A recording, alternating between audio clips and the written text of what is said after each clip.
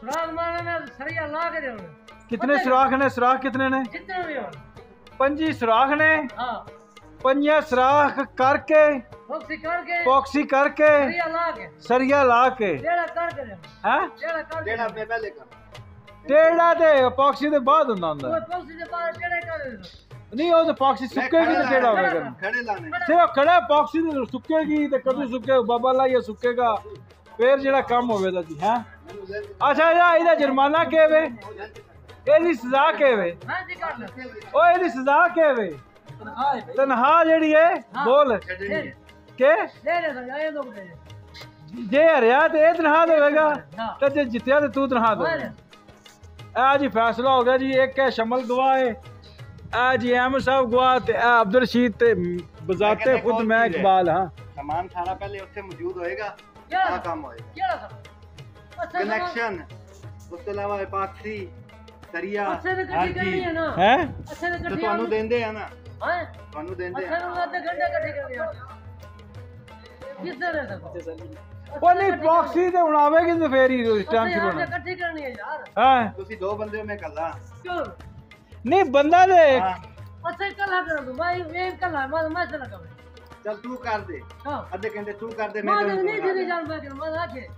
मेरे को नहीं हूं ਹੁਣ ਕੇ ਫੈਸਲਾ ਕੇ ਮੁਕਾਓ ਫੈਸਲਾ ਜੀ ਸ਼ਰਤ ਲੱਗ गई है बस ਹੁਣ मैं जाके सर जी मेरे को नहीं होगा मैं 7 बजे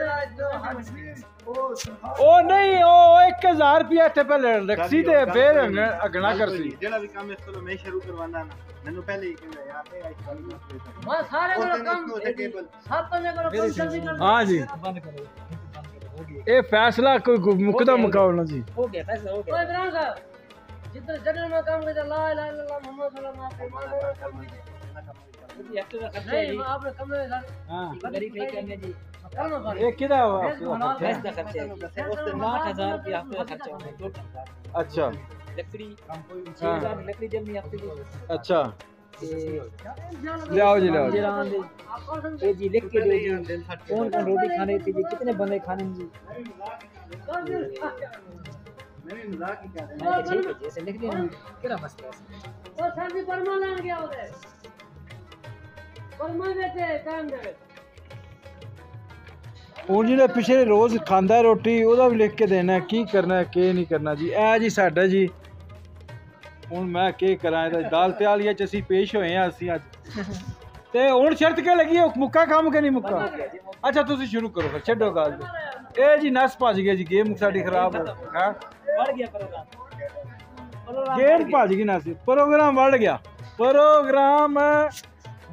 ਜੀ प्रोग्राम बढ़ गया हाँ इमरान नहीं बढ़िया ओए हैं अच्छा सर ਤੁਸੀਂ ਦੱਸੋ ਕਿੰਨੀ ਟਾਈਮ ਦਾ ਕੰਮ ਹੈ ਤੁਸੀਂ ਮੈਨੂੰ ਦੱਸੋ ਇਸ ਵੀਡੀਓ ਨੂੰ ਛੱਡੋ कल